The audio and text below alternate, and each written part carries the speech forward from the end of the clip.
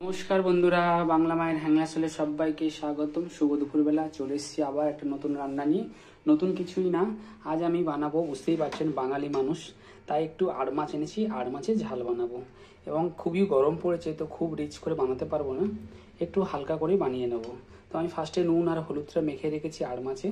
এবার আমি আড় মাছটা করবো। তো আড় মাছ করতে কি কি লাগছে আপনাদের একবার দেখিয়ে দিই। লাগছে পেঁয়াজ কুচা, রসুন কুচি, লাগছে টমেটো, একটু লঙ্কা কাশ্মীরি, হলুদ, নুন, আর লাগছে সর্ষের তেল, কাঁচা লঙ্কা।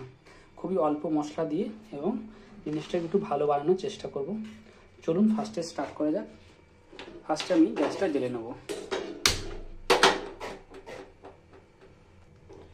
তো দেখতেই পাচ্ছেন আমার কড়াটা গরম হয়ে গেছে।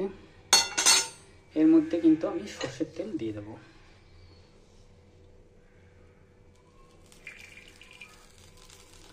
একটু কম তেল দেওয়ার চেষ্টা করব, কেন আড় মাছটা একটু তেল বার হয়। তেলটাকে একটু ভালো করে গরম করে নেব। তো দেখতেই পাচ্ছেন বন্ধুরা, তেলটা গরম হয়ে গেছে। যেহেতু আমি আড় মাছ ভাজবো, সেই জন্য আমি অল্প করে নুন দিয়ে দেবো তেলের মধ্যে, তাহলে আর ফাটবে না মাছটা। এবার আমি মাছটা ছেড়ে দেবো। তো দেখতেই পাচ্ছেন বন্ধুরা, মাছটা ভাজা হয়ে গেছে। আমি একটা করে উল্টে দিচ্ছি। তো বেশি ভাজবো না, একটু হালকা ভেজে নামিয়ে নেবো। তো চলুন এবারে আমি এটাকে নামিয়ে নিই একটা করে। তো দেখতে পাচ্ছেন বন্ধুরা, সমস্ত মাছগুলো ভাজা হয়ে গেছে। এবার আমি এগুলো তুলে রাখবো একটা থালার মধ্যে।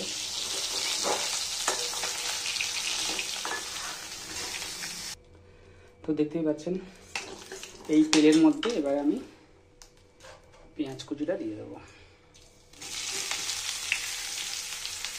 একটু বেশি করে পেঁয়াজ দিলাম, কেন আলু দেবো না। এবার একটু শুকনো শুকনো মতন করবো।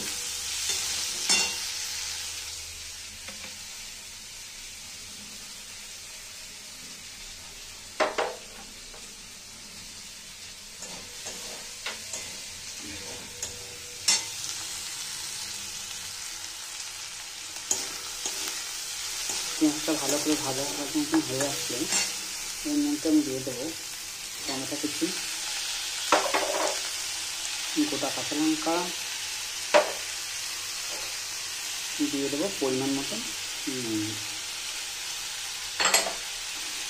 এটা একটু ভালো করে নাড়াচাড়া করে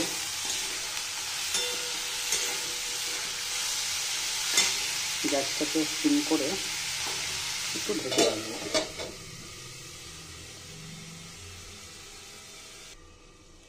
তো চলুন বন্ধুরা, দেখা যাক এটা হয়েছে কিনা। এটা দেখতেই পাচ্ছেন টমেটোগুলো গলে গেছে এবং পেঁয়াজটাও গলে গেছে, খুবই সুন্দরভাবে গলে গেছে। আমি এটাকে এবারে একটু ভালো করে করে নেব, ম্যাশ করে নেব। এখানে আমি দিয়ে দেবো অল্প করে লঙ্কার গুঁড়ো,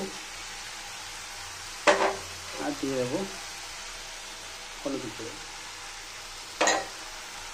এবার এটা ভালো করে নাড়াচাড়া করে ভাজা মাছগুলো দিয়ে দেবো।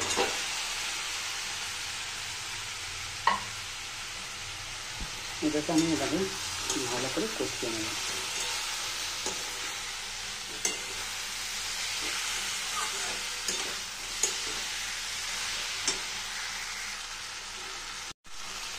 ভালো করে কষানোর জন্য আমি এটাকে সিম করে ঢাকা দিয়ে দেবো। তো বন্ধুরা চলুন দেখা যাক মাছটা হয়েছে কিনা। তো দেখতেই পাচ্ছেন খুবই সুন্দর একটা কালার হয়ে গেছে মাছটা।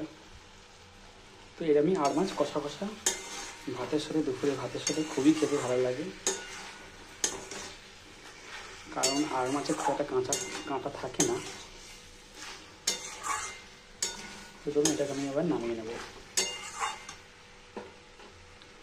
গ্যাসটাকে অফ করে দেবো। তো দেখতেই পাচ্ছেন বন্ধুরা, আমার আড় মাছের কালিয়া একদম পুরোপুরিভাবে রেডি হয়ে গেছে। আশা করবো আপনারাও এরকম পদ্ধতিতে বানিয়ে নেবেন বাড়িতে। যদি খেয়ে ভালো লেগে থাকে তাহলে চ্যানেলটাকে সাবস্ক্রাইব করতে ভুলবেন না এবং কমেন্ট করে জানাবেন। আর প্লিজ ভিডিওটাকে শেয়ার করতে ভুলবেন না, আর অতি অবশ্যই করে লাইক দিতে ভুলবেন না। তো আজকে এখানেই শেষ করছি। আগামী দিনকে আবার নতুন একটা রেসিপি নিয়ে আপনার সামনে হাজির হয়ে যাব। ততক্ষণের জন্য সবাইকে টাটা, বাই বাই। ভালো থাকবেন, সুস্থ থাকবেন।